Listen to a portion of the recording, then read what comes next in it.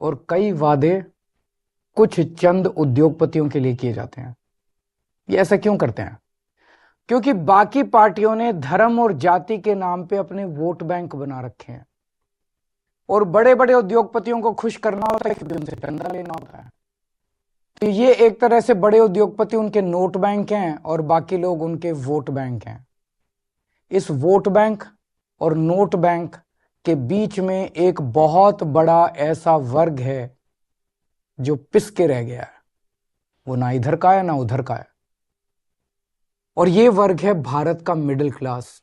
कोई भी पार्टी आज मिडिल क्लास के हित की बात करने को तैयार नहीं है। ऐसा क्यों है? आजाद भारत के 75 वर्ष में एक के बाद दूसरी पार्टी आई, एक सरकार के बाद दूसरी सरकार आई, और इन सब लोगों ने मिडिल क्लास को दबा के, डरा के, निचोड़ के रखा हुआ है। मिडिल क्लास और सरकार का एक बड़ा अजीब रिश्ता है। मिडिल क्लास के लिए ये लोग कुछ करते तो नहीं है, लेकिन जब जब सरकार को इनकी जरूरत पड़ती है तब तब मिडिल क्लास के ऊपर सरकार हथियार चला देती है, चाकू चला देती है। और ये हथियार है टैक्स। लाखों करोड़ों की संख्या में मिडिल क्लास टैक्स भर भर के देता है देश चलाने के लिए, लेकिन बदले में मिडिल क्लास को क्या मिलता है? कुछ नहीं। भारत का मिडिल क्लास सरकार का सिर्फ और सिर्फ एक एटीएम बन के रह गया है। सच बात तो यह है, the Indian middle class is victim of tax terrorism. आखिर ये मिडिल क्लास कौन है? टीचर हैं, डॉक्टर हैं, आईटी प्रोफेशनल्स हैं, इंजीनियर्स हैं, अकाउंटेंट हैं, बैंकर हैं, दुकानदार हैं, लॉयर्स हैं। इन जैसे हजारों सामान्य लोग जो मिलके हमारा देश चलाते हैं, ये मिडिल क्लास है। और इन सब के मतलब मिडिल क्लास के क्या सपने होते हैं? उनके कोई बहुत बड़े सपने नहीं है। वो अपने लिए एक अच्छी नौकरी या बिजनेस चाहते हैं, एक अपना घर चाहते हैं, बच्चों के लिए अच्छी शिक्षा चाहते हैं। ये सब चाहते हैं कि उनका परिवार हमेशा स्वस्थ रहे, सुरक्षित रहे।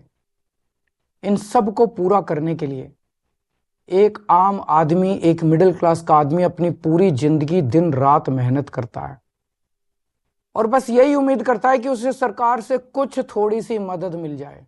लेकिन सच क्या है? आज अधिकतर सरकारें ना उनके लिए अच्छे स्कूल बना रही हैं, ना उनके लिए अच्छे अस्पताल बना रही है, ना उनको रोजगार दे पा रही है, और ना उन्हें सुरक्षा दे पा रही है, ना क्राइम को कंट्रोल कर पा रही है। सच्चाई है कि इस वर्ग को सबसे ज्यादा हमारे देश में परेशान किया जाता है, और कोई देश नहीं है जहां मिडिल क्लास को इतना परेशान किया जाता हो। आपको पता है, अगर एक मिडिल क्लास परिवार साल में 10-12 लाख रुपए कमाता है तो income tax, GST, toll tax, education cess, sales tax, property tax, corporate tax, service tax, registration tax, capital gain tax वगैरह वगैरह वगैरह, ये सारे टैक्स मिला के एक मिडिल क्लास की 50% से ज्यादा आमदनी केवल और केवल सरकार को टैक्स देने में चली जाती है। अब तो दूध पे भी टैक्स लगता है, दही पे भी टैक्स लगता है, पॉपकॉर्न पे भी टैक्स लगता है, यहां तक कि पूजा के सामान पे भी टैक्स भरना पड़ता है। घर लेना हो तो टैक्स, घर बेचना हो तो टैक्स, गाड़ी खरीदो तो टैक्स, गाड़ी बेचो तो टैक्स, बच्चों को अच्छी शिक्षा देनी हो तो पहले प्राइवेट स्कूल की महंगी फीस की मार, और उसके ऊपर अच्छे कॉलेज भेजने के लिए एजुकेशन लोग और उसकी ईएमआई पे डबल मार। जीते जी टैक्स तो देना ही पड़ता है, लेकिन अब तो सरकार ने ऐसी हालत कर दी है कि मरने के बाद भी टैक्स देना पड़ता है। और इस टैक्स टेररिज्म के बीच मजाल की वो अपने सपने पूरे करने की कोशिश करे। सच्चाई है कि आज एक यंग मिडिल क्लास कपल, शादीशुदा कपल, उसके लिए फैमिली प्लानिंग एक फाइनेंशियल डिसीजन बन गया है। जब वो बच्चा पैदा करते हैं तो पहले सोचते हैं, उनके मन में सब, क्या हम इस बच्चे की परवरिश अफोर्ड कर पाएंगे? कहां पहुंच गया हमारा समाज? यही सब परेशानियों की वजह से बहुत से लोग देश छोड़ के जा रहे हैं। 2020 में 85,000 भारतीय देश छोड़ के विदेश चले गए, और 3 साल बाद 2023 का आंकड़ा दिखाता है कि 3 गुना, यानी कि 2,16,219 लोग देश छोड़ के चले गए। ये हमारे देश के लिए बहुत बड़ा नुकसान और दुख की बात है, क्योंकि ये युवा जो हमारे देश का भविष्य बन सकता था, आज किसी और देश का भविष्य बन रहा है। अब ये समस्या है, लेकिन इसका समाधान क्या है? सरकार के पास पैसा जनता से आता है। अब इस पैसे को खर्च करने के दो ही तरीके हैं। या तो सरकार इस पैसे को जनता की भलाई पे खर्च करे, शिक्षा पे, स्वास्थ्य पे, ऐसी बेहद जरूरी बुनियादी सुविधाएं बेहतर करे, लोगों का जीवन बेहतर करे। और या फिर दूसरा तरीका है कि अपने उद्योगपति दोस्तों को कर्ज दे दे और थोड़े दिन में वो कर्ज माफ कर दे, जनता के पैसे डुबो दे। हमारी दिल्ली सरकार ने पहला तरीका चुना। हम जनता के पैसे जनता पे खर्च करते हैं। मेरा मानना है कि मिडिल क्लास सिर्फ शिक्षा से ही आगे बढ़ सकता है। इसलिए हमने सरकार बनते ही एजुकेशन का बजट 5,000 करोड़ से सीधा 10,000 करोड़ कर दिया, और आज ये बजट 16,000 करोड़ पे पहुंच गया, हमारा दिल्ली का शिक्षा बजट। हमने सरकारी स्कूलों को इतना बेहतर बना दिया, इतना बेहतर बना दिया। ये स्कूल आज इतने अच्छे हो गए कि 4 लाख बच्चे प्राइवेट स्कूल छोड़ के सरकारी स्कूल में आ गए। अब बहुत बड़े स्तर पे मिडिल क्लास लोग अपने बच्चों को यहाँ सरकारी स्कूल में भर्ती करा रहे हैं। क्या पहले कभी आपने सुना था कि कोई बच्चा प्राइवेट स्कूल छोड़ के सरकारी स्कूल में जाता है? और इतना ही नहीं, हमने प्राइवेट स्कूलों को फीस बढ़ाने पे कैप लगा दी और हजारों बच्चों को उनकी सालों पुरानी फीस रिफंड करवाई है दिल्ली के अंदर। जो पिछले सालों में उन्होंने गलत फीस ले ली थी, कई स्कूलों से हमने फीस रिफंड कराई है। क्या आपने कभी एक आम आदमी को स्कूल के फीस का रिफंड मिलते हुए सुना है? तो आप ही बताइए, क्या हमने आप ही के टैक्स के पैसे शिक्षा में इन्वेस्ट करके, शिक्षा का बजट बढ़ा के, स्कूल बेहतर करके, प्राइवेट स्कूलों की फीस पे कैप लगा के, क्या हमने कोई गुनाह किया है? हमने मिडिल क्लास को महंगाई की मार से बचाने के लिए बिजली और पानी के बिल कम कर दिए। आज देश के सभी बड़े शहरों में सबसे सस्ती बिजली दिल्ली वालों को मिलती है।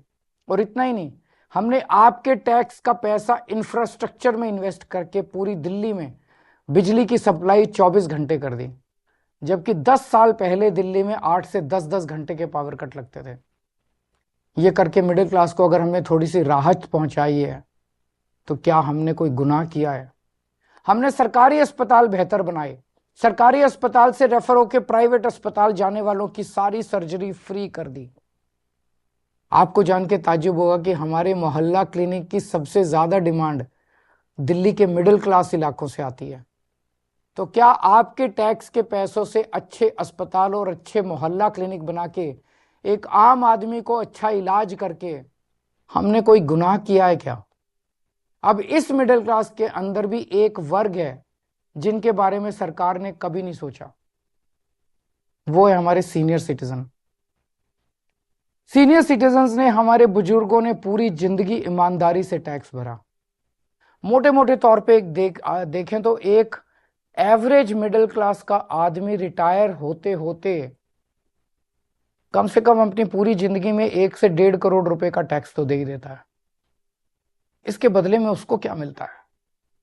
भगवान ना करे उसको कोई बड़ी बीमारी हो जाए, ना उसको इंश्योरेंस कंपनी कुछ देती, ना सरकार उसका हाथ पकड़ती। इसलिए आने वाले चुनाव के बाद हम दिल्ली में संजीवनी योजना लागू कर रहे हैं। इस योजना के तहत 60 साल से ऊपर के सभी सीनियर सिटीजन्स को सरकारी और प्राइवेट अस्पताल में बिल्कुल फ्री इलाज मिलेगा। तो आप बताइए, अगर आपके टैक्स के पैसे से आपके घर के बुजुर्गों को ही नहीं, पूरी दिल्ली के हर बुजुर्ग को अच्छा इलाज मिल जाए, तो क्या हमने कोई गुनाह किया है क्या? कभी सोचा आपने, जब यही चीज दूसरे देशों की सरकारें करती है तो हम वाह वाह करते हैं, यूरोप, लंदन, पेरिस, वो लोग करते हैं तो हम वाह वाह करते हैं, लेकिन हमारे देश में हम सब इसके खिलाफ बोलते हैं। ऐसा क्यों होता है? इसका कारण है कि सरकार ने मिडिल क्लास को एक तरह से मानसिक गुलाम बना दिया है।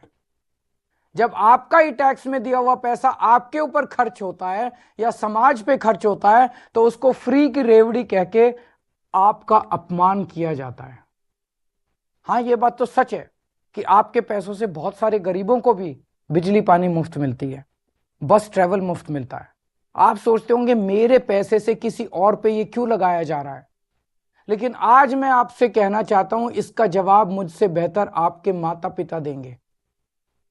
आज हमारे जो छोटे छोटे शहरों में मिडिल क्लास है ना, इनमें से 99% के माता पिता गरीब थे।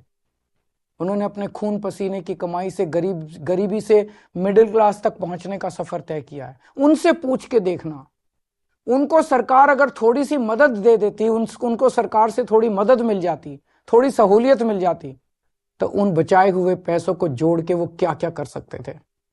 मुझे यकीन है कि उनका जवाब ये होता कि वो पैसा वो अपने बच्चों के भविष्य के लिए संवारते, यानी आपकी जिंदगी बेहतर करने में लगाते आपके माता पिता।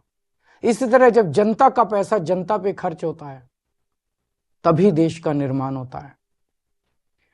लेकिन ताज्जुब की बात यह है कि करोड़ों की तनख्वाह पाने वाले, लाखों की गाड़ियों में घूमने वाले, महंगे महंगे सूट पहनने वाले पत्रकार एयर कंडीशन स्टूडियो में बैठ के मिडिल क्लास को मिलने वाली छोटी छोटी राहतों पे सवाल उठाते हैं।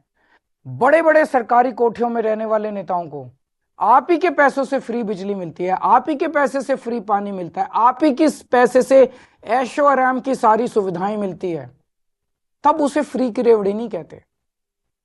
हमने दिल्ली में मिडिल क्लास को राहत देने की पूरी कोशिश की और आगे भी हम करते रहेंगे। मिडिल क्लास को ऊपर पहुंचाने में कोई कसर नहीं छोड़ेंगे, उनको राहत देने में कोई कसर नहीं छोड़ेंगे। और आज हम केंद्र सरकार से भी ये अपील करते हैं कि हमारे देश के असली सुपर पावर भारत के मिडिल क्लास को पहचाने। आज मैं ये ऐलान करता हूं कि मैं और आम आदमी पार्टी सड़क से लेकर संसद तक मिडिल क्लास की आवाज बनेंगे, उनकी आवाज उठाएंगे, उनके मुद्दों को उठाएंगे। आज से 2 हफ्ते के बाद देश का अगला बजट आने वाला है। इस लोकसभा के सत्र में आम आदमी पार्टी के सांसद मिडिल क्लास के मुद्दे संसद में उठाएंगे। मिडिल क्लास की आवाज की गूंज अब संसद में सुनी जाएगी। हम ये मांग करते हैं कि देश का अगला बजट मिडिल क्लास को समर्पित हो। आज मैं केंद्र सरकार से 7 डिमांड कर रहा हूं, 7 पॉइंट डिमांड्स मिडिल क्लास की तरफ से। पहला, शिक्षा का बजट 2% से बढ़ा के 10% किया जाए, प्राइवेट स्कूलों की फीस पे लगाम लगाई जाए पूरे देश में। दूसरा, उच्च शिक्षा के लिए, हायर एजुकेशन के लिए सब्सिडी और स्कॉलरशिप्स दी जाएं। तीसरा, हेल्थ का बजट भी बढ़ा के 10% किया जाए और हेल्थ इंश्योरेंस से टैक्स हटाया जाए। चौथा, इनकम टैक्स की छूट की सीमा को 7 लाख से बढ़ा के कम से कम 10 लाख किया जाए। पांचवा, एसेंशियल कमोडिटीज के ऊपर, आवश्यक वस्तुओं के ऊपर से जीएसटी खत्म किया जाए। छठा, सीनियर सिटीजन्स के लिए मजबूत रिटायरमेंट प्लान और पेंशन की योजनाएं बनाई जाएं और देश भर में सभी सरकारी और प्राइवेट अस्पतालों में सीनियर सिटीजन्स को मुफ्त और अच्छा इलाज दिया जाए।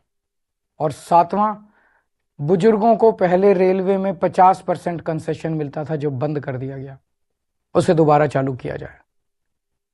ये है हमारा मिडिल क्लास का मैनिफेस्टो।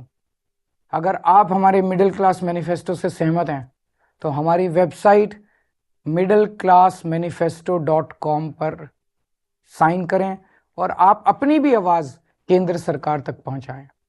अगर देश का पूरा मिडिल क्लास एक साथ एकजुट होकर अपनी आवाज उठाएगा तो सरकार की हिम्मत नहीं है कि वो आपकी आवाज ना सुने। सरकार को आपकी आवाज सुननी पड़ेगी। नमस्कार, जय Hind. Of course, viewers, Arvind K.